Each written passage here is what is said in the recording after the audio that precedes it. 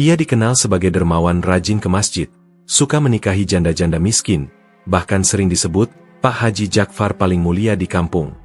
Tapi tak ada yang tahu, di balik sorban dan senyumnya, tersimpan rahasia mengerikan, bahwa setiap janda yang ia nikahi, berakhir dengan anak tirinya menjadi tumbal pesugihan. Dan saat terakhir kalinya ia mencoba mengorbankan seorang gadis muda, rencana itu gagal total. Bukan karena belas kasihan, tapi karena gadis itu membawa darah suci dari seorang ulama besar, dan doa-doa yang diwariskan sang ayah justru membalik kutukan turun-temurun. Inilah kisah nyata, tentang pesugihan yang menyamar dalam amal kebaikan. Tentang perempuan muda yang dipilih langit untuk memutus rantai iblis dalam tubuh keluarganya sendiri. Di sebuah desa yang tenang di pinggiran Jawa Tengah, ada seorang yang bernama Pak Haji Jakfar. Ia dikenal sebagai lambang kebaikan. Sosoknya bersih, bersorban putih, suaranya lembut saat memberi salam, dan tangannya tak pernah pelit bersedekah. Ia sering terlihat menyantuni anak yatim, membangun masjid, hingga menyumbang pondok pesantren. Tak ada yang mencurigai apapun dari pria berusia hampir 60 tahun itu. Namun di balik kekaguman itu, ada bayang-bayang yang mulai membekas di benak beberapa warga. Desas-desus berembus pelan, seperti angin di antara dedaunan jati. Satu persatu istri Pak Haji yang sebelumnya janda miskin, meninggal atau pergi entah kemana. Lebih mencurigakan lagi, hampir semua anak tiri mereka meninggal tragis setelah beberapa bulan menikah dengan Pak Haji. Pak Haji selalu punya alasan yang masuk akal. Kecelakaan, penyakit mendadak, takdir Allah, katanya sambil meneteskan air mata di atas makam-makam kecil. Warga pun luluh, kembali percaya. Beliau itu orang baik, kata Pak RT suatu hari. Kalau bukan karena beliau, mushola kita masih roboh. Namun, tidak semua orang tutup mata. Beberapa warga yang lebih tua mengingat. Anak dari istri pertama, meninggal karena kejang malam hari. Anak istri kedua, tenggelam saat main di sungai. Istri ketiga, anaknya sakit keras tanpa sebab. Istri keempat, kehilangan anak satu-satunya karena jatuh dari tangga. Semuanya misterius. Tapi tak ada bukti, hanya luka-luka sunyi yang terbungkus amal. Suatu hari, berita menyebar bahwa Pak Haji kembali menikahi seorang janda. Namanya Bu Rasti, seorang wanita sederhana yang suaminya wafat 2 tahun lalu. Ia tinggal bersama anak gadis satu-satunya, Zahra, gadis salihah berusia 17 tahun. Zahra rajin mengaji, selalu menjaga aurat, dan sopan pada siapapun. Ia tak suka tampil. Bahkan saat Pak Haji datang meminang, Zahra hanya menunduk, menyerahkan semua keputusan pada ibunya. Kami hanya ingin hidup tenang, ujar Bu Rasti pelan. Pernikahan itu sederhana namun penuh berkah, kata warga. Pak Haji menanggung semua biaya dan menghadiahi Bu Rasti sebuah rumah kecil di belakang rumah besarnya. Zahra diminta tinggal di sana, dengan alasan agar lebih nyaman dan tidak tercampur dengan urusan rumah tangga Pak Haji. 3 bulan pertama, semua berjalan mulus. Bu Rasti tampak lebih cerah, bahkan tubuhnya yang semula kurus mulai berisi. Zahra tetap menjalani rutinitas seperti biasa. Subuh ke masjid, pagi mengaji di pesantren, sore membantu ibunya, malam tahajud dan membaca Al-Quran. Namun pada bulan keempat, kejadian aneh mulai terjadi. Zahra sering mengeluh mendengar suara tangisan anak-anak di malam hari. Suara itu datang dari halaman belakang, kadang terdengar dari dalam sumur. Tapi saat Bu Rasti mengecek, tak ada siapapun. Mungkin hanya suara tikus, nak, kata ibunya mencoba menenangkan. Namun Zahra tahu, itu bukan tikus, bukan pula suara angin. Suatu malam, Zahra terbangun dalam keadaan gemetar. Ia bermimpi ayahnya datang menatapnya dalam cahaya putih. Jaga dirimu, Zahra, lindungi ibumu. Ini bukan rumah yang kau kira. Itu saja, lalu hilang. Sejak malam itu, Zahra semakin rajin ibadah. Ia memperbanyak zikir dan membaca ayat-ayat pelindung yang dulu diajarkan ayahnya. Tak lama kemudian, hal-hal tak masuk akal makin sering terjadi. Gagang pintu rumah belakang bergetar sendiri. Suara mengerang muncul dari balik tembok saat Zahra membaca Al-Quran. Dan anehnya, setiap Zahra menyebut nama Allah dengan lantang, suara itu langsung diam. Bu Rasti mulai khawatir. Ia mendapati rambut Zahra rontok dalam jumlah besar.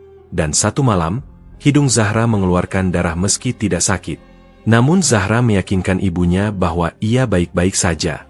Dalam hati, ia tahu ada sesuatu yang mengincarnya. Sementara itu, di dalam kamar besar Pak Haji, sebuah ritual tengah dijalankan. Lilin menyala dalam lingkaran tanah merah. Ada kain kafan di tengah ruangan. Pak Haji berzikir, tapi bukan zikir yang biasa. Bacaannya gelap, seperti mantra kuno. Ia memanggil sesuatu dari alam lain. Seekor bayangan besar muncul di dinding kamar, seperti asap tebal namun berbentuk kepala manusia. Matanya merah menyala, suaranya dalam dan kasar. "Aku lapar," gumam makhluk itu. "Berikan yang kau janjikan." Pak Haji membuka kertas, di atasnya nama, Zahra binti Rasti. Namun, saat makhluk itu mencoba menyentuh nama tersebut, ia memekik. Tangan bayangannya melepuh, terbakar oleh cahaya dari kertas itu. "Tidak!" teriaknya. "Perempuan itu bukan milik kita. Dia dijaga. Ada cahaya besar di sekelilingnya." Pak Haji tertegun. "Apa maksudmu?" "Dia, keturunan seorang hamba Allah yang sangat kuat. Darah wali. Doa dan zikir mengelilinginya seperti benteng." Makhluk itu lenyap. Pak Haji menggertakkan gigi, penuh amarah. Ini pertama kalinya ritualnya gagal. Ia merasa ditantang, tapi ia tak akan menyerah. Tidak sebelum tujuannya tercapai. Sementara itu, Zahra duduk di kamarnya yang sederhana, memeluk Al-Quran. Ia merasakan ada yang sedang mengintainya. Tapi ia tetap tenang. Dalam hatinya, ia tahu, selama aku bersama Allah, tak ada yang bisa menyentuhku. Dan dari kejauhan, di atas rumah besar Pak Haji yang kelam, suara lolongan anjing terdengar panjang dan menggetarkan malam. Wajah Pak Haji tampak gelap pagi itu. Mata yang biasa tampak teduh kini terlihat merah dan sembab. Ia tidak ke masjid seperti biasa. Tidak menyapa tetangga. Tidak tersenyum di jalan. Ia hanya duduk di beranda rumah besarnya, menatap kosong ke arah rumah kecil di belakang, tempat Zahra dan Bu Rasti tinggal. Zahra. Gadis itu bukan seperti anak-anak tiri lainnya. Tidak seperti korban-korbannya yang dulu. 3 ritual sudah ia lakukan dalam seminggu. Semua gagal. Jin perewangannya murka, menolak datang. Bahkan ketika Pak Haji membakar foto Zahra dan membaca mantra yang biasa ia gunakan, api tiba-tiba padam sendiri. Angin berhembus kencang dari arah dalam rumah. Bukan dari jendela. Dia dijaga. Begitu suara itu bergema di dinding pikirannya. Doa leluhurnya mengurung jiwanya dalam lingkaran cahaya. Pak Haji tidak menyerah. Sudah terlalu jauh, ia berjalan. Ia pernah menumbalkan 4 anak tiri, 1 anak kandung dari istri mudanya, dan bahkan 1 keponakan demi kekayaan ini. Tidak ada jalan kembali. Jin perewangan yang menemaninya mengancam, bila tak memberi tumbal baru, hartanya akan lenyap. Bahkan nyawanya. Sementara itu, Zahra semakin khusyuk dalam ibadahnya. Sejak mimpi bertemu almarhum ayahnya yang berpesan agar terus menjaga zikir dan membaca ayat pelindung, Zahra selalu berwudu sepanjang waktu, bahkan saat tidur. Ia menghafal ayat-ayat yang dulu sering didengarnya saat sang ayah rukyah orang lain.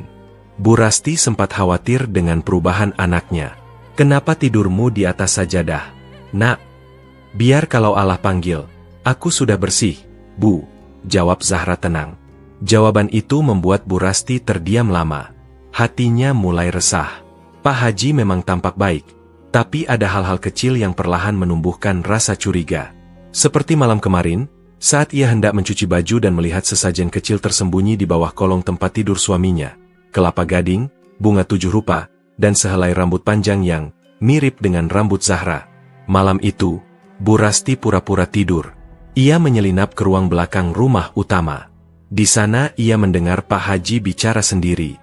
"Kalau kali ini gagal lagi, aku sendiri yang akan membawanya ke pemakaman tua.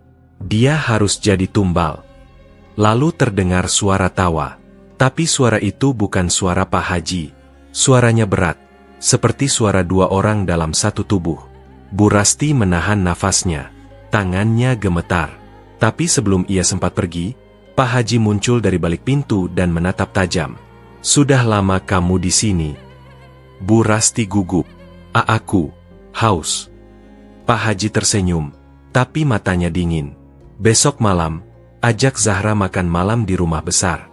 Kita berkumpul sebagai keluarga. Keesokan harinya, Zahra sedang membaca Al-Quran di halaman rumah ketika seekor burung pipit terbang jatuh tepat di depannya. Sayapnya patah, tubuhnya berdarah. Namun saat Zahra menengadahkan tangan dan membaca surah Al-Fatihah, burung itu kembali berdiri dan terbang pelan. Di kejauhan, awan mendadak terbelah, cahaya matahari menyorot tepat ke arah Zahra. Seorang tetangga, Mak Inem, yang kebetulan melihat kejadian itu, berkata lirih, "Nak, Zahra itu bukan anak biasa, ada cahaya penjaga di sekelilingnya." Malam yang dijanjikan tiba. Bu Rasti sudah memasak seperti biasa. Zahra pun siap, mengenakan gamis putih sederhana. Ia merasakan sesuatu tidak biasa dalam udara malam itu. Dingin, menusuk tulang. Tapi ia tetap tenang. Sebelum keluar, ia sempat sujud lama, membaca doa yang dulu diajarkan ayahnya. Di dalam rumah besar, suasana gelap, lampu-lampu redup, aroma kemenyan samar-samar tercium. Tapi Pak Haji menyambut dengan senyum lebar. "Silakan duduk, Zahra." Zahra menunduk sopan. Tapi saat ia duduk di kursi tua di tengah ruang tamu, jantungnya berdegup kencang. Lantai di bawahnya seperti bergetar. Dinding-dinding ruangan terasa berbisik. Pak Haji mulai membaca doa dengan suara pelan. Tapi bukan doa yang diajarkan Rasulullah. Ada campuran bahasa kuno, aksara aneh, dan dentingan lonceng kecil yang menggema dari arah dapur. Zahra memejamkan mata. Dalam hatinya ia membaca ayat kursi, lalu surah Al-Ikhlas, Al-Falah, dan An-Naas. Tiba-tiba lilin-lilin di sekitar meja makan padam serentak. Pak Haji menjerit. Tangannya seperti terbakar. Dari dinding muncul bayangan besar seperti asap hitam yang menjerit keras. "Aku tak bisa dekati dia. Tidak bisa. Kau dusta padaku, Haji." Zahra membuka mata. Ia berdiri dengan tenang, membaca la haula wala quwata illa billah. Pak Haji terjatuh. Tubuhnya gemetar hebat. Keringat bercucuran. Matanya membelalak saat melihat Zahra tetap berdiri, tidak terganggu sama sekali. "Kau, siapa kau sebenarnya?" teriak Pak Haji. Zahra menatap tenang. "Saya hanya anak dari seorang ayah yang beriman, dan cucu dari orang-orang yang bertakwa." Suara dari balik dinding kembali menjerit. Darahnya terlalu suci. Doa orang tuanya menjaga seluruh nadinya. Bu Rasti yang menyaksikan semua itu dari balik tirai, jatuh terduduk. Hatinya remuk. Ia tahu kini, semua kebaikan Pak Haji hanyalah kedok untuk menutupi dosa besar yang disembunyikan selama ini. Setelah malam itu, Zahra mulai mengalami gangguan-gangguan yang lebih kuat, namun selalu bisa ia hadapi dengan zikir dan amalan. Sementara Pak Haji mulai dihantui bayangan-bayangan dari masa lalunya. Jin perewangan menuntut tumbal baru, dan Pak Haji mulai merencanakan ritual terakhir. Tapi kali ini ia ingin memaksa. Malam itu hujan mengguyur pelataran rumah Pak Haji. Di balik tembok rumah besar yang sunyi, Pak Haji terduduk lemas di ruang gelap. Tubuhnya masih menggigil setelah kegagalan ritual sebelumnya. Wajahnya yang dulu bersih dan terawat kini tampak tua dan penuh garis kemarahan. Matanya merah, urat-urat di pelipisnya menonjol. Ia menatap lurus ke arah api dupa yang masih mengepul dari tempurung kelapa gosong di tengah ruangan. Jin perewangannya kembali muncul. Kali ini tanpa dipanggil. Sosoknya samar, namun aura panasnya menggetarkan seluruh ruangan. "Jika kau gagal lagi, kau akan jadi tumbalku," geramnya. "Kekayaanmu akan musnah. Nyawamu pun akan jadi bayaran." Pak Haji menunduk dalam. Tapi dia dilindungi darahnya. Bukan darah biasa. Makhluk itu melolong marah. "Carilah celah. Lemahkan dia. Jangan biarkan dia terus dalam wudhu. Jangan biarkan dia terus membaca ayat-ayat pelindung. Hilangkan kesuciannya. Baru aku bisa masuk." Sementara itu, Zahra tetap teguh dengan rutinitasnya. Setiap bangun tidur, ia langsung berwudhu. Setiap selesai salat, ia membaca zikir panjang yang diwariskan ayahnya. Ia tidak hanya menjaga fisiknya, tapi juga pikirannya, hatinya. Bahkan saat hujan deras, ia menyempatkan diri duduk di teras rumah, membaca Al-Quran dengan suara lembut yang membuat tetangga-tetangga yang mendengarnya merasa tenang. Warga sekitar mulai memuji-muji Zahra. Anak ini seperti cahaya. Damai sekali kalau lihat wajahnya. Kalau dia yang adzan, hati kita adem. Namun pujian itu sampai juga ke telinga Pak Haji, dan semakin menyalakan api di hatinya. Suatu sore, Bu Rasti sedang memasak di dapur saat Zahra masuk dan tersenyum seperti biasa. Tapi wajahnya sedikit pucat. "Bu, tadi waktu aku pulang dari masjid, ada yang mengikutiku dari belakang. Tapi begitu aku menoleh, tidak ada siapa-siapa." Bu Rasti menoleh cepat. "Siapa, Nak? Kau lihat bentuknya." Zahra menggeleng. "Cuma merasa dia ada. Tapi saat aku baca ayat kursi dalam hati, hilang." Bu Rasti langsung memeluk putrinya. "Kita akan segera keluar dari rumah ini, Zahra. Ibu sudah tak kuat lagi." Tapi Zahra menenangkan ibunya. "Kita tidak perlu takut, Bu. Selama kita terus jaga wudhu, jaga salat, dan tidak lalai dari doa-doa ayah, mereka tak akan bisa menyentuh kita." Malam itu, Zahra seperti biasa tidur dalam keadaan suci. Ia bahkan membiasakan tidur dengan pakaian salat dan membacakan doa perlindungan sebelum memejamkan mata. Tapi malam itu berbeda. Di tengah malam, angin mendadak berembus kencang dari jendela yang tertutup. Tirai berkibar sendiri. Pintu kamar Zahra berderit perlahan. Bayangan hitam merayap masuk ke dalam kamar. Langkahnya nyaris tanpa suara. Sosok itu menyelinap, melayang di atas lantai. Matanya merah menyala. Namun begitu sosok itu mendekat ke arah tempat tidur Zahra, seketika tubuhnya terpental seperti tertolak oleh dinding tak kasat mata. "Aark!" jeritnya. "Apa ini? Apa cahaya ini?" Zahra terbangun. Ia tak panik. Perlahan duduk dan membaca ayat kursi dengan lantang. Dari mulutnya, suara tenang tapi penuh kekuatan. Bayangan itu mengerang, mengepul, lalu hilang menjadi asap tipis. Di balik dinding kamar, Pak Haji mengintip dari lubang kecil. Ia menyaksikan semuanya. Matanya membelalak tak percaya. Bahkan jin pun tak bisa menyentuhnya. Keesokan harinya, Pak Haji memanggil seorang dukun baru dari luar daerah. Dukun muda itu dikenal sangat sakti dan berani menangani perawan bercahaya. Setelah diberi mahar dan perjanjian, sang dukun memberi Pak Haji segulung tali hitam yang sudah dirapal mantra khusus. Taruh tali ini di bawah bantalnya. Kalau dia lalai dan tidur tanpa wudhu, pertahanannya akan runtuh. Tapi ingat, ini hanya bisa berhasil sekali. Pastikan malam itu dia benar-benar lengah. Pak Haji menunggu hari yang tepat. Beberapa hari kemudian, Zahra demam ringan. Tubuhnya lelah karena terlalu banyak berpuasa dan ibadah. Malam itu, Bu Rasti membujuknya agar tidak memaksakan salat malam dan cukup tidur saja. Zahra pun tertidur tanpa sempat mengambil air wudhu. Bantalnya sudah disusupi tali hitam. Malam itulah Pak Haji menunggu.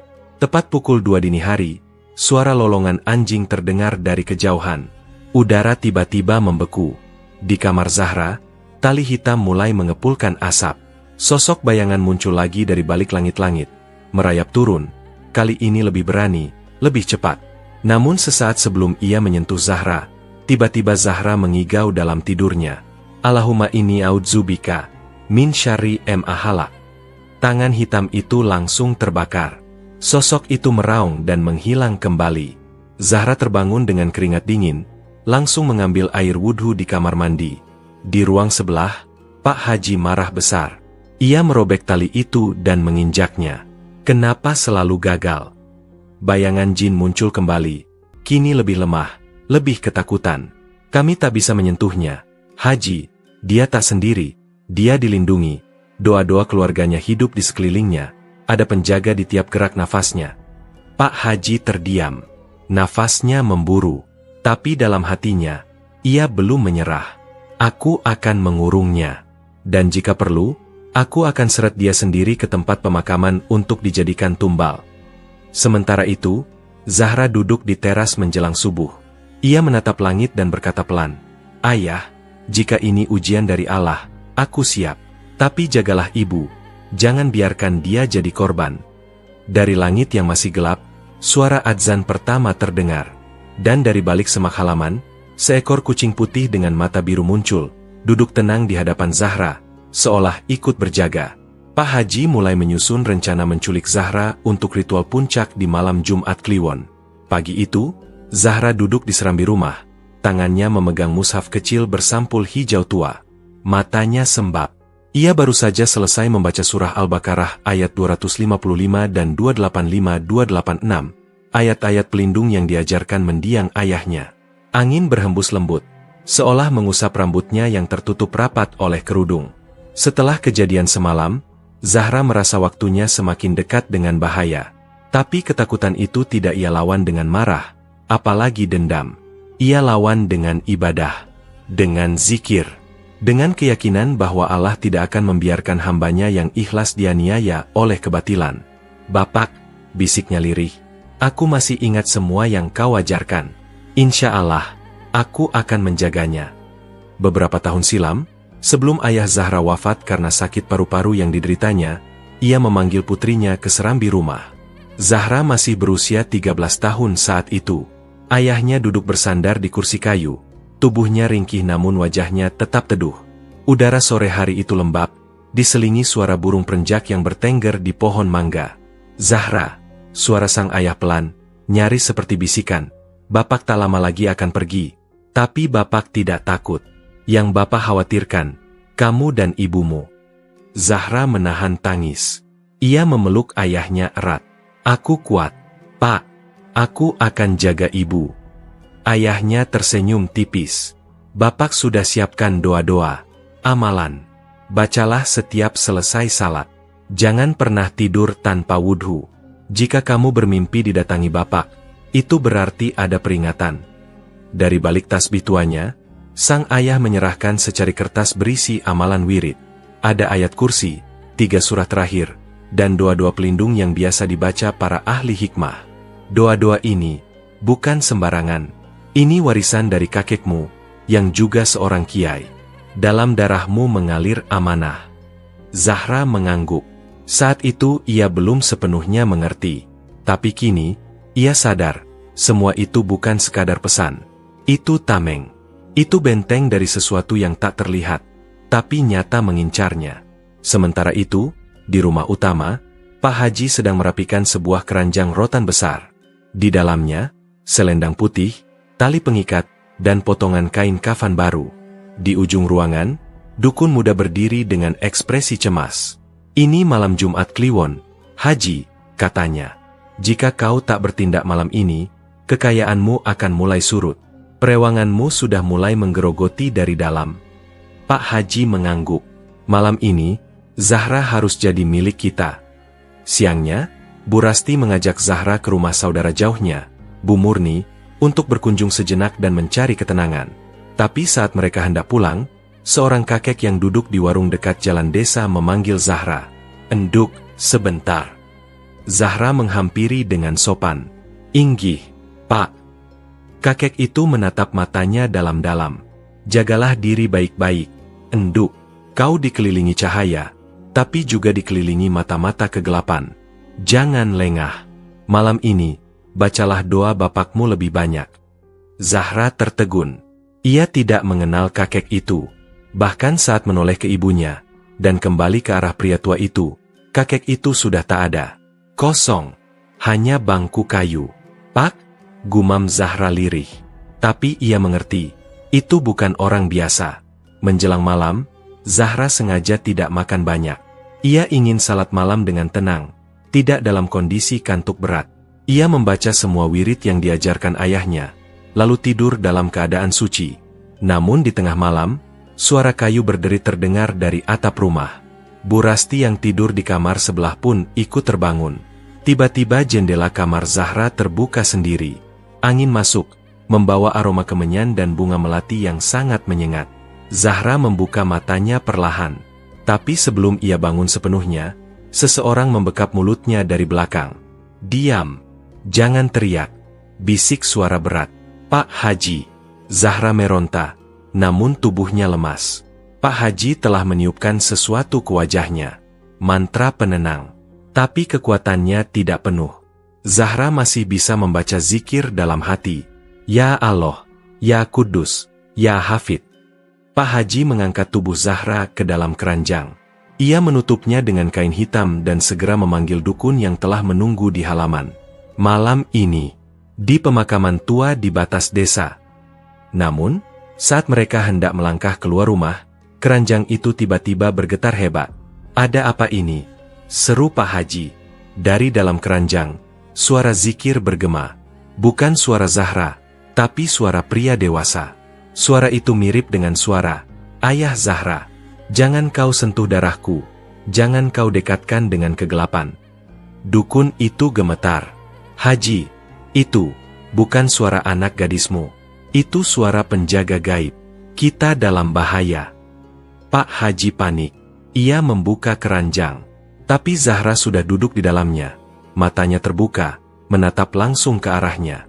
Wajah Zahra bercahaya. Tak biasa. Ia tidak menangis. Tidak ketakutan. "Ayahku tidak pernah mati, Haji. Doa-doanya hidup bersamaku." Tiba-tiba angin besar menerpa rumah. Api obor padam. Sosok jin perewangan muncul, menjerit, "Aku tak sanggup. Cahaya ini membakar dagingku." Dukun itu jatuh tersungkur, muntah darah. "Kita melanggar takdir. Ini anak wali." Pak Haji tersungkur. Tangannya terbakar sebagian. Kakinya kaku. Ia tak bisa berdiri. Matanya melotot ke arah Zahra yang kini berdiri dengan tenang, membaca surah Al-Falaq dan An-Nas. Bu Rasti berlari masuk dan langsung memeluk anaknya. Warga mulai berdatangan karena suara ribut yang terdengar dari kejauhan. Pak Haji hanya bisa meratap dalam kondisi setengah kesurupan. Ia terus bergumam, "Ampuni aku tak tahu, aku kira dia sama seperti yang lain." Tapi semuanya terlambat. Dukun itu sudah kabur. Jin perewangan lenyap dalam asap hitam dan bersumpah akan datang kembali menagih. Zahra hanya menunduk, lalu berkata pada ibunya, "Sudah saatnya kita pergi dari rumah ini, Bu, sebelum semua dosa semakin menenggelamkan kita semua." Zahra memutuskan pindah dari rumah Pak Haji, namun bayang-bayang pesugihan belum sepenuhnya usai. Pak Haji mulai dihantui sosok anak-anak tumbalnya.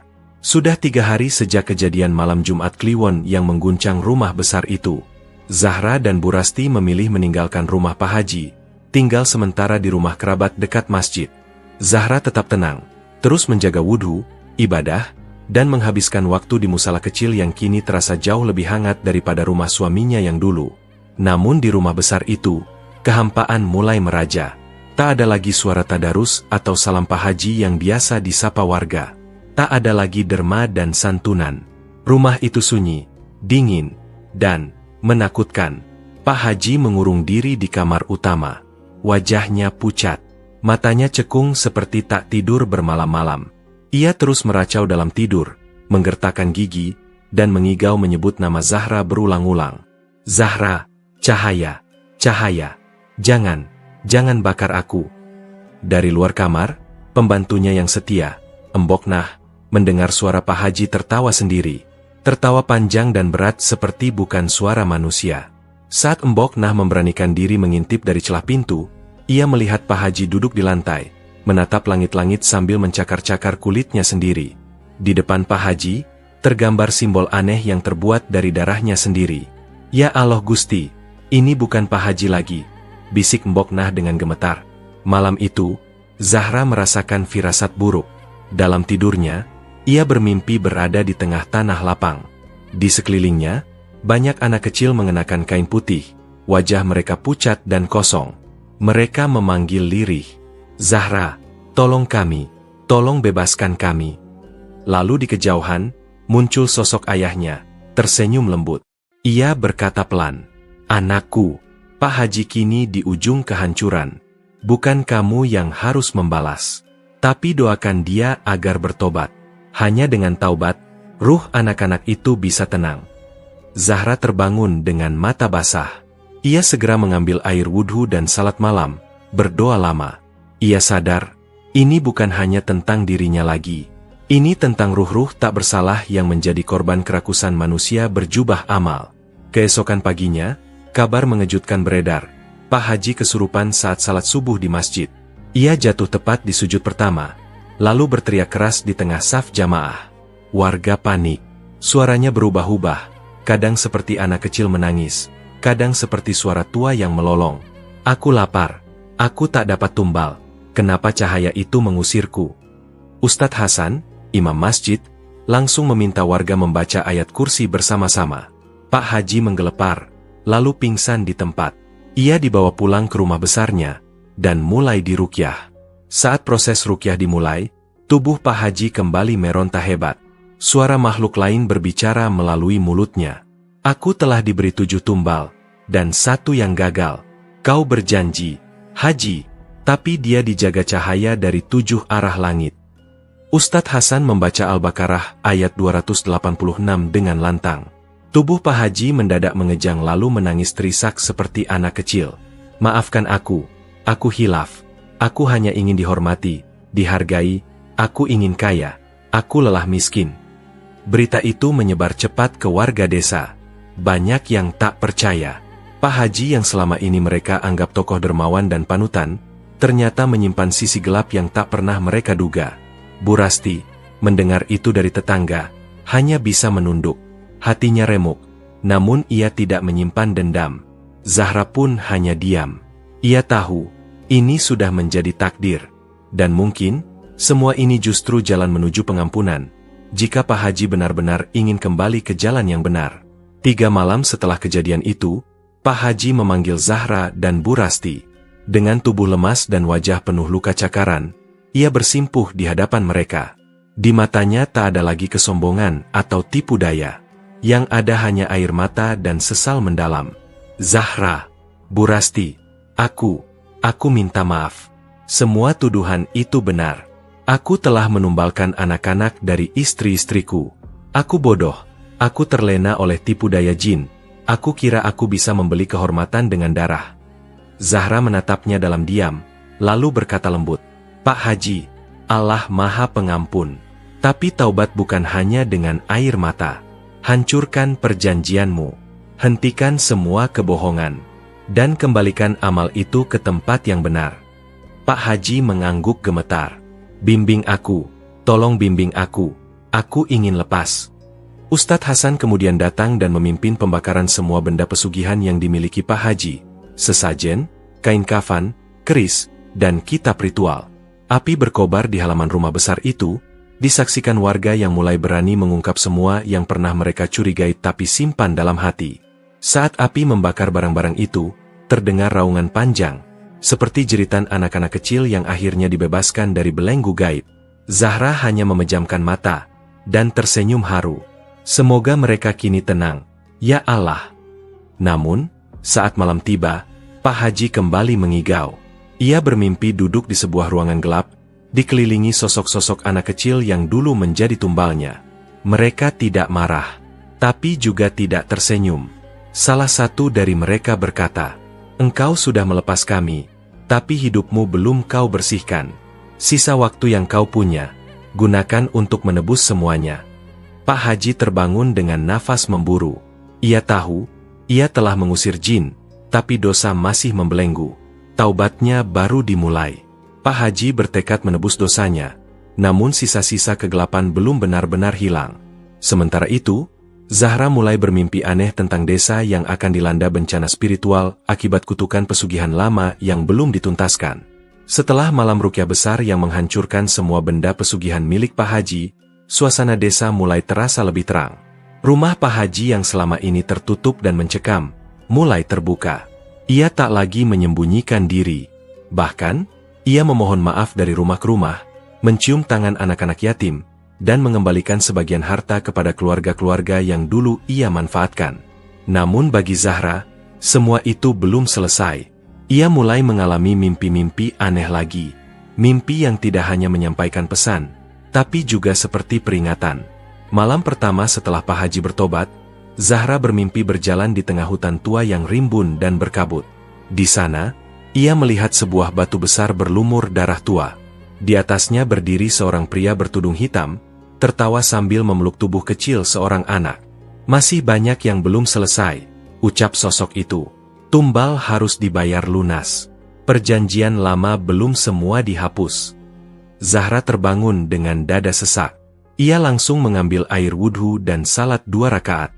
Setelah salam, ia menangis. Bukan karena takut, tapi karena ia sadar, walau Pak Haji telah bertobat, ada jejak pesugihan yang lebih tua, lebih gelap, yang belum dibersihkan. Keesokan harinya, Zahra menceritakan mimpinya pada Ustadz Hasan. Ustadz Hasan terdiam lama, lalu berkata pelan, "Ini bukan hanya tentang Pak Haji. Mungkin ini tentang leluhurnya. Perjanjian lama yang telah diwariskan turun-temurun. Dan Zahra, kamu bukan sekadar korban. Kamu dikirim Allah untuk memutus rantai itu." Zahra menunduk. "Apa yang harus saya lakukan, Ustadz?" "Kita harus cari akar dari semua ini. Aku akan bantu. Tapi malam Jumat ini, jangan sendirian. Itu malam yang akan jadi percobaan. Mungkin jin perewangan akan kembali, menuntut hak terakhirnya." Benar saja. Malam Jumat pun datang. Angin bertiup tidak biasa. Langit mendung walau tak hujan.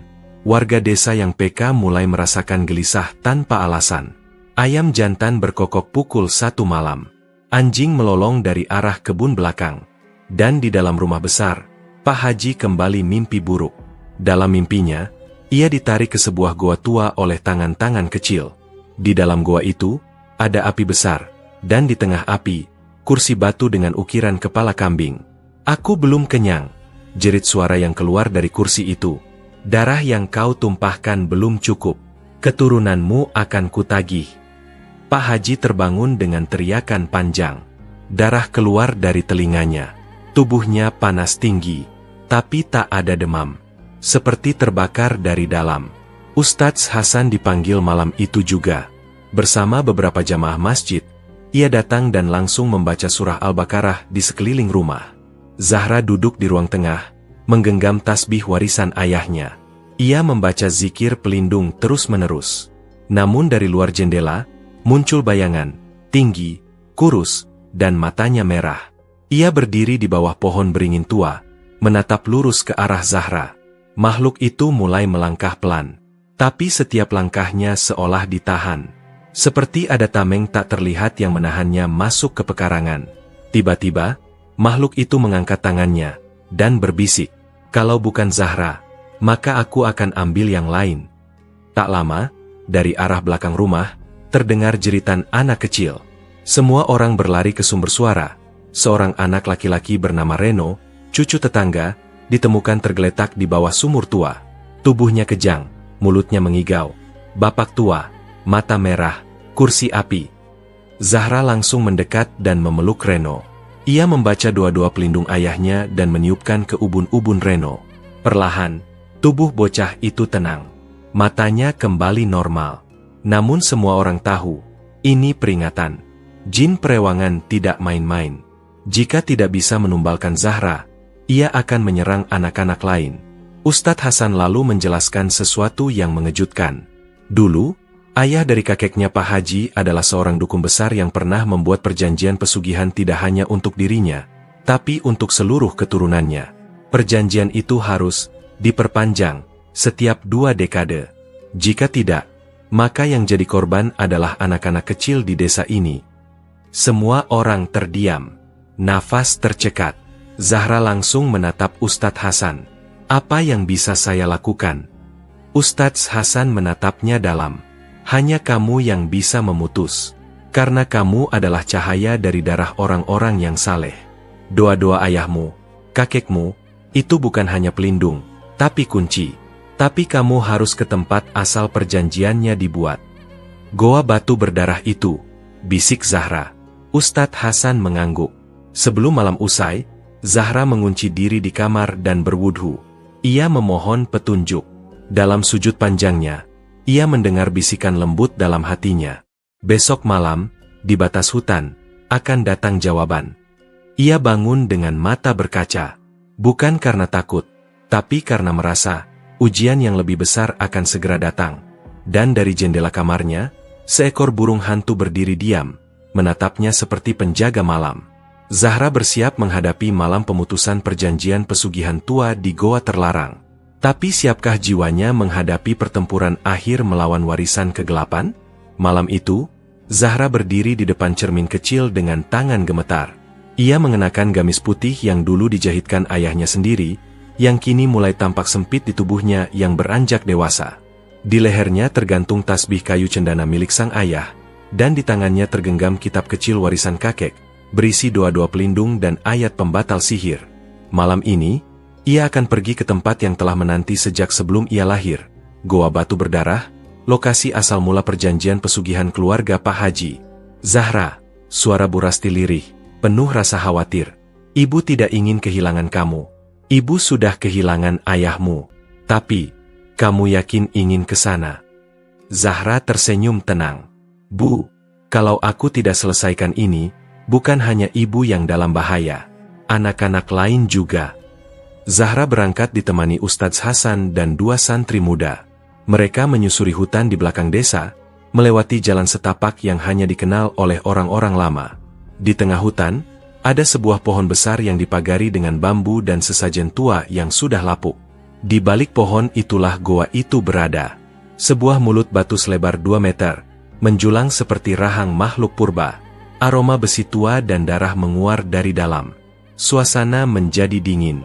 Aneh, meskipun malam itu tidak hujan, tanah di sekitar goa terasa lembab, seperti selalu ditetesi air dari langit yang tak terlihat. Ustadz Hasan berhenti, lalu menoleh ke Zahra. Ingat, jangan bicara kecuali dengan zikir. Jangan masuk tanpa izin. Dan jangan sekalipun menyentuh apapun di dalam kecuali jika kamu merasa Allah memerintahkannya. Zahra mengangguk. Ia menyalakan lentera minyak kecil, lalu melangkah masuk ke dalam goa dengan hati yang penuh zikir. Di dalam goa, udara menjadi pengap.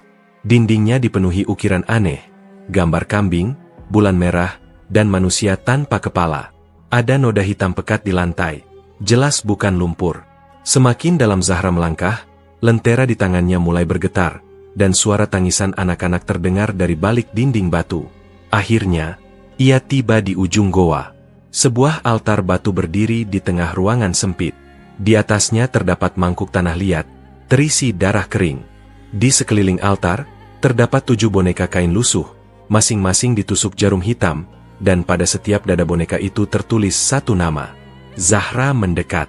Salah satu nama membuatnya tercekat, Naila Zahra binti Ahmad Nur. Tangannya bergetar. Tapi sebelum ia menyentuh boneka itu, terdengar tawa melengking dari dalam dinding goa. Akhirnya kau datang, anak terang. Dari balik batu altar, muncul bayangan hitam, tinggi, kurus, bermata merah darah, dengan taring panjang dan lidah menjulur seperti ular. Suara itu keluar dari dadanya langsung, bukan dari mulutnya. Kau anak terakhir, darahmu yang paling murni, doamu paling dibenci di antara kami.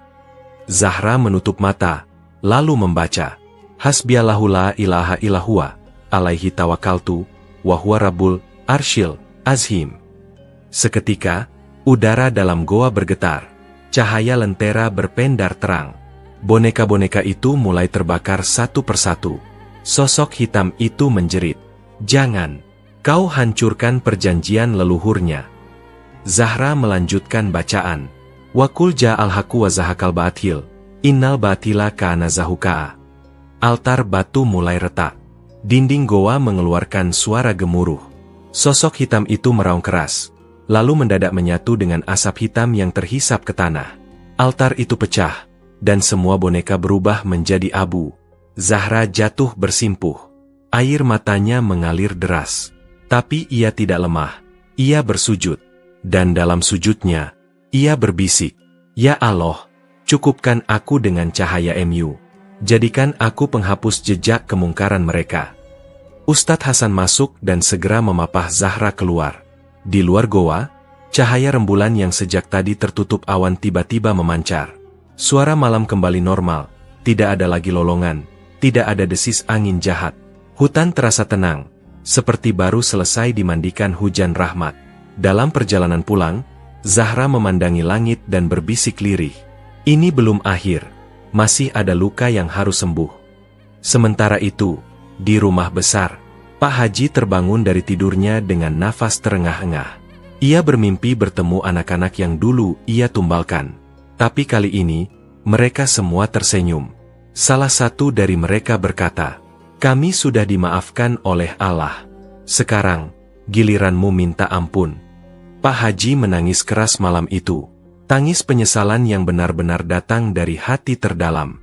Zahra selamatkan perjanjian lama, namun kutukan belum sepenuhnya lenyap. Sebuah rahasia keluarga Pak Haji, yang lebih gelap dari pesugihan, mulai terungkap. Sudah 2 minggu berlalu sejak Zahra menutup perjanjian pesugihan tua di Goa Batu Berdarah. Desa mulai tenang. Angin tak lagi membawa aroma kemenyan. Bayang-bayang hitam tak lagi menghampiri anak-anak saat malam datang. Namun, Zahra merasakan firasat aneh. Setiap malam, ia selalu terbangun di jam yang sama, pukul 2 dini hari. Di antara tidur dan sadar, ia mendengar suara bisikan yang sama. Bukan hanya tumbal, ada darah yang dibuang. Bukan karena syarat, tapi karena aib. Zahra merenung. Kalimat itu terasa seperti potongan teka-teki. Ia mencoba mengabaikan, tapi suara itu semakin nyata dari malam ke malam. Hingga suatu malam, Zahra memberanikan diri bertanya langsung pada Pak Haji yang kini tinggal di bagian belakang rumah masjid. Pria renta itu kini rajin berzikir dan menangis di sepertiga malam. "Pak Haji," tanya Zahra pelan, "apakah Bapak punya anak kandung selain dari ibu saya dan para janda itu?" Pak Haji terdiam. Tangannya yang menggenggam tasbih berhenti. Sorot matanya kosong. "Kau mendengarnya juga, Zahra?" bisiknya lirih. Suara itu. Zahra mengangguk. "Aku ingin tahu. Mungkin itu bagian dari yang belum selesai." Pak Haji menangis. Air matanya tumpah begitu saja. "Dulu, aku punya istri pertama. Namanya Salma. Bukan siapa-siapa. Seorang wanita miskin yang kucintai di masa muda. Tapi setelah aku masuk dalam lingkaran kekayaan, aku merasa dia tidak cukup pantas mendampingi aku." Zahra mendengarkan dengan jantung berdegup. "Kami punya anak. Laki-laki. Waktu dia berumur 3 tahun. Aku disuruh oleh jin perewangan." Pak Haji terisak keras. Nafasnya berat. Ustadz Hasan yang mendampingi, menutup mata, ikut menunduk dengan wajah muram. "Aku disuruh mengorbankan darahku sendiri," lanjut Pak Haji, "tapi aku tak sanggup membunuh anakku. Jadi aku buang dia ke hutan waktu dini hari, kubiarkan dia menangis di akar pohon besar dekat sungai tua, lalu aku kabur." Zahra tercekat. "Jadi, anak itu bisa jadi masih hidup?" Pak Haji mengangguk lemah. "Jika Allah berkehendak, ya. Tapi jika tidak, mungkin ia sudah jadi arwah gentayangan." Zahra memejamkan mata. Tiba-tiba, potongan-potongan mimpi selama ini menyatu.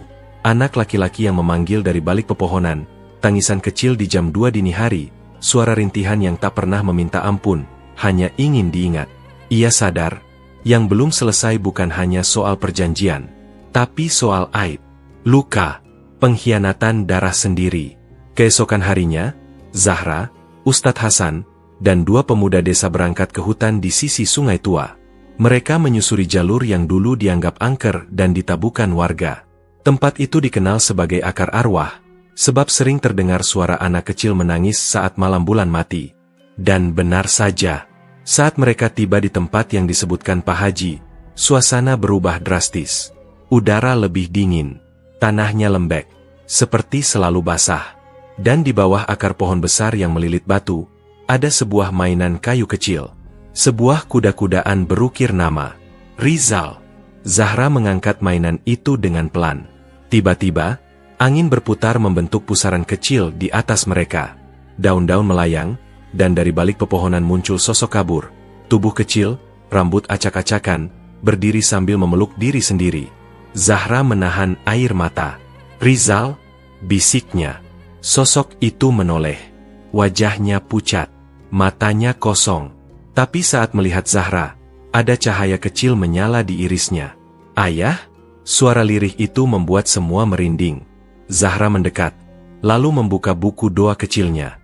Ia membaca, "Ya Allah, jika ruh ini belum tenang karena ditinggalkan dengan dosa, ampunilah.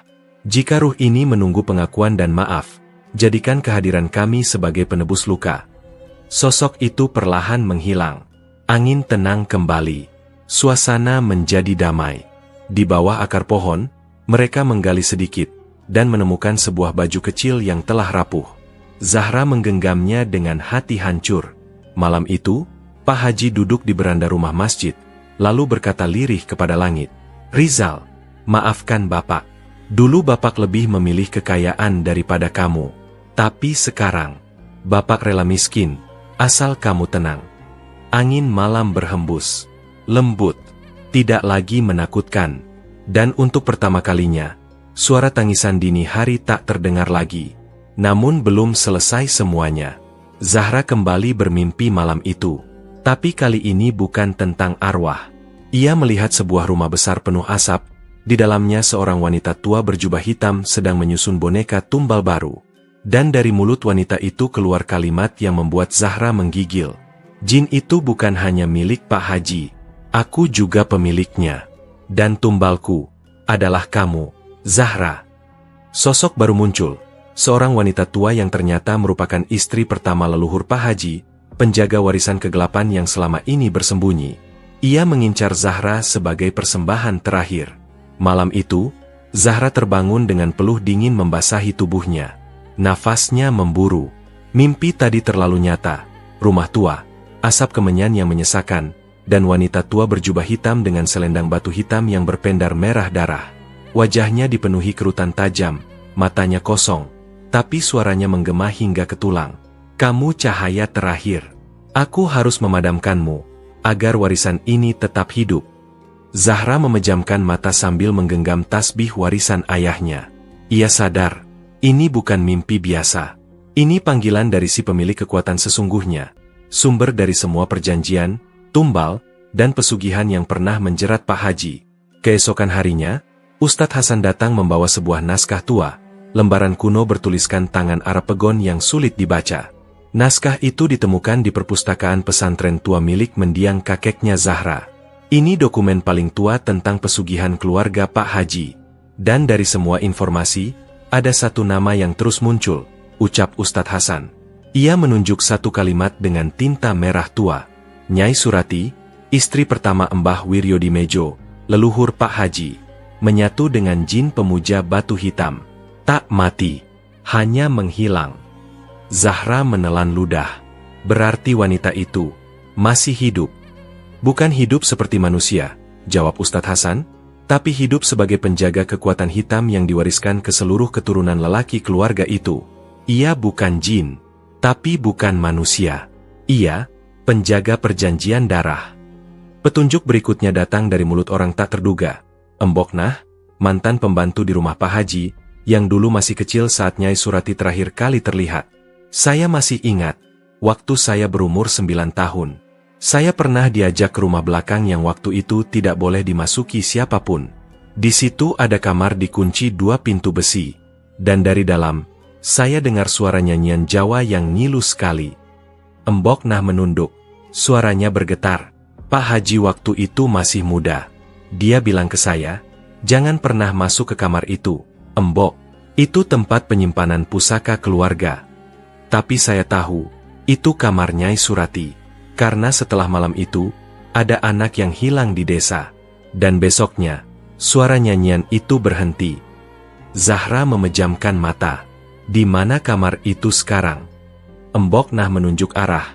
Sayap kiri rumah Pak Haji, yang sekarang dikunci dengan tembok kayu. Dulu pintunya dari besi. Sore harinya, Zahra, Bu Rasti, dan Ustadz Hasan mendatangi rumah besar itu. Bagian kiri rumah memang terlihat aneh. Ket temboknya berbeda, jendela-jendelanya disekat dari dalam, dan udara di sekitarnya terasa lebih dingin meski matahari masih tinggi. Dengan membaca doa pelindung, mereka membongkar tembok kayu tersebut. Di baliknya, benar saja, pintu besi tua dengan ukiran simbol bintang terbalik dan 2 mata merah kecil. Zahra menempelkan tangan ke pintu. Dinginnya luar biasa. Tapi dari balik pintu, ia mendengar suara berbisik, menyebut namanya. Zahra. Zahrahra, cucu dari cucu, cucu terang. Mereka menunggu hingga malam tiba, saat waktu paling rawan bagi gangguan gaib. Setelah salat Isya, Zahra, Ustadz Hasan, dan 2 santri yang hafal ayat-ayat ruqyah masuk ke dalam ruangan itu. Pak Haji duduk di beranda, tak sanggup ikut. Ia gemetar. Wajahnya seperti orang menanti vonis kematian. Di dalam kamar, tercium aroma anyir dan dupa busuk. Di tengah ruangan, duduk sebuah boneka besar menyerupai wanita tua, mengenakan selendang batu hitam yang menyala samar. Di sekelilingnya, lingkaran tanah liat dan rambut manusia. Lalu, tanpa angin, mata boneka itu terbuka. Zahra Zahra merasakan tubuhnya ditarik masuk ke dunia lain, ruang gelap yang tak berbatas. Di sana, berdiri sosok wanita tua berjubah, wajahnya persis boneka tadi. Tapi sekarang ia hidup, nyata, tatapannya menusuk jiwa. Kau pikir kau bisa hapus semua? Aku bukan jin biasa, Zahra. Aku pengikat darah, dan kau adalah darah paling murni. Zahra membaca ayat kursi dengan lantang. Tapi Nyai Surati malah tertawa. Aku dilindungi oleh tumbal 7 generasi. Tapi kamu bisa mengakhiri semua. Jika kamu rela. Zahra menatap tajam. Jika aku harus menukar diriku agar tidak ada lagi anak-anak ditumbalkan, maka aku rela. Tapi aku bukan datang sendirian. Aku bawa cahaya dari langit. Ia membuka tasbih ayahnya, lalu menaburkan garam ruqyah dan air doa ke tanah.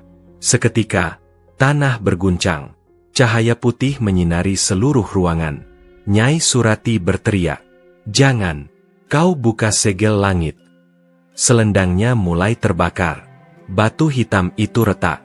Ustadz Hasan dan para santri membaca surah Al-Hasyr ayat 21-24. Zahra membaca, "La yukallifullahu nafsan illa wus'aha. Wa qul ja'al haqqu wa zahaqal batil." Sosok Nyai Surati menjerit panjang, lalu pecah menjadi abu bersama boneka dan batu hitamnya. Pagi itu, seluruh rumah Pak Haji terasa ringan. Udara berubah. Untuk pertama kalinya sejak rumah itu berdiri, burung pipit masuk ke dalam serambi dan bernyanyi. Pak Haji menangis lama. Ia tahu, kini warisan kutukan itu telah diakhiri. Tapi rasa bersalahnya tak akan pernah selesai. Zahra hanya menatap langit dan tersenyum. Satu persatu rantai telah patah. Namun malamnya, saat Zahra tertidur, suara lembut terdengar dari arah jendela. "Zahra, sebelum semua ini benar-benar usai, kamu harus melihat tempat terakhir." Zahra dipanggil ke sebuah tempat yang belum pernah ia datangi, lokasi akhir dari seluruh kekuatan kegelapan, makam leluhur pendiri pesugihan tertua. Pagi masih gelap ketika Zahra terbangun. Udara di kamarnya terasa berbeda. Dingin, tapi bukan dingin biasa. Seperti menyentuh tulang.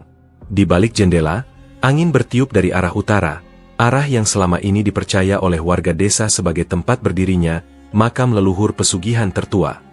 Zahra tahu, ini panggilan terakhir. Ia tidak ragu. Setelah salat tahajud dan menyelesaikan wirid pelindungnya, Zahra bersiap. Ia mengenakan mukena putih dan memasukkan tasbih, kitab doa kecil, serta sebotol air ruqyah ke dalam tas selempangnya. Ustadz Hasan yang sejak malam telah menunggu di masjid ikut serta, bersama 3 santri muda. Mereka membawa Al-Quran dan garam ruqyah. Bu Rasti hanya bisa memeluk Zahra erat, sambil berbisik, "Ibu sudah ikhlas. Kalau Allah memilihmu jadi pembersih warisan ini, maka jadilah cahaya itu." Perjalanan menuju makam tua tidak mudah. Tempat itu berada di kaki bukit kecil di ujung utara desa, dikelilingi hutan bambu dan rawa. Tidak ada jalan setapak. Yang ada hanya rimbunan perdu dan akar-akaran yang saling membelit.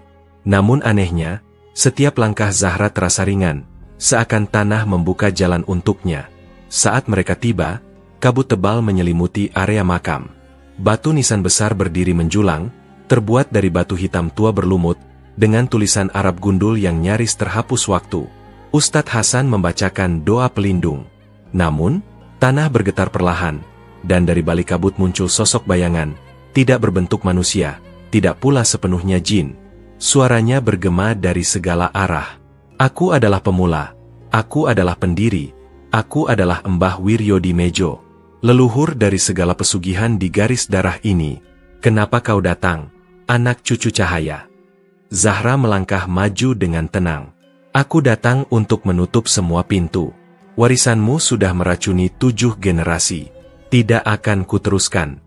Sosok bayangan itu tertawa, dalam, berat, dan membuat tanah di bawah mereka bergetar. "Kau pikir hanya dengan doa dan niat kau bisa menutup kutukan yang dibangun dengan darah dan pengorbanan 7 kepala keluarga? Banyak yang mencoba. Semuanya jadi tumbal." Zahra membuka kitab kecilnya dan mulai membaca doa dari ayahnya, yang dahulu diberikan sebagai pelindung terakhir. Allahumma tahhir kalbi minan nifaq, wa amali minar riya, walisani minal kadzib, wa ainaya minal khianah. Saat bacaan itu terdengar, tanah mulai bergetar semakin kuat. Dari dalam tanah, muncul tangan-tangan hitam yang ingin menarik Zahra, tapi seketika hancur tersentuh cahaya dari doa itu. Sosok bayangan itu menjerit, "Berhenti, kau akan merubuhkan makam ini." Zahra melanjutkan bacaan, "La haula wala quwata illa billah. Hasbunallahu wa ni'mal wakil." Tiba-tiba, cahaya putih besar turun dari langit dan menyelimuti seluruh area makam. Batu nisan itu retak, lalu pecah menjadi dua. Dari dalam tanah terdengar raungan panjang, bukan jeritan satu makhluk, tapi seperti suara ratusan jin, manusia, dan arwah yang selama ini terikat oleh perjanjian leluhur. Raungan itu berlangsung beberapa menit, hingga akhirnya senyap. Kabut lenyap, dan matahari pagi mulai menembus sela bambu. Zahra terduduk lemas. Air matanya mengalir. Ustadz Hasan menolongnya bangun. Wajah beliau tersenyum haru. "Sudah selesai, Zahra. Kau bukan hanya memutus rantai pesugihan. Kau mengakhiri akar kutukan yang berdiri selama ratusan tahun." Zahra memandang langit, lalu menutup mata. Dalam batinnya, ia mendengar suara ayahnya berkata lembut, "Anakku, cahaya yang kau jaga telah memadamkan kegelapan. Kini kau adalah penjaga doa bagi generasi sesudahmu." Seminggu kemudian, desa terasa berbeda. Suara azan lebih lantang. Ladang-ladang kembali subur. Anak-anak tidak lagi sakit misterius. Dan yang paling mengejutkan, Pak Haji kini menjadi tukang sapu di masjid, memilih hidup sederhana, menolak semua harta dan tanah yang dulu ia banggakan. Ia hanya berkata, "Kalau Zahra bisa menebus 7 generasi, maka saya harus menebus 1 jiwa saya sendiri." Dan Zahra? Ia melanjutkan hidupnya sebagai pengajar anak-anak di langgar kecil dekat rumah. Tapi siapapun yang mengenalnya tahu, dia bukan sekadar remaja 17 tahun biasa. Ia adalah penerus cahaya, penjaga doa, pemutus rantai warisan hitam, dan bukti bahwa seorang perempuan muda, dengan iman, zikir, dan keberanian, dapat menghancurkan gelap yang turun-temurun diwariskan. Setiap perjanjian hitam yang tampak menjanjikan kekayaan, selalu membawa kutukan yang diwariskan hingga 7 turunan. Tapi keimanan, doa orang tua yang saleh, dan keberanian untuk melawan kegelapan, dapat memutus rantai itu selamanya. Kisah Zahra mengajarkan bahwa anak muda, terutama perempuan, tidak lemah. Dengan ilmu, iman, dan keberanian, ia bisa menjadi benteng bagi keluarga, bahkan untuk umat. Tak semua yang terlihat suci benar-benar bersih di dalamnya, dan tak semua yang tampak lemah tak punya kekuatan besar dari langit. Zahra hanyalah seorang gadis muda, tapi dengan iman yang diwariskan oleh ayahnya, ia mampu menghancurkan kutukan yang tertanam 7 generasi. Bukan dengan amarah, tapi dengan doa, keberanian, dan keyakinan kepada Allah. Kisah ini mengajarkan kita satu hal penting, bahwa warisan kegelapan bisa berakhir jika ada satu saja jiwa yang berani berkata, "Cukup, aku memilih cahaya."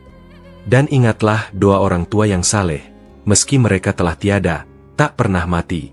Ia hidup dalam diri anak-anaknya, sebagai pelindung, penuntun, dan penebus.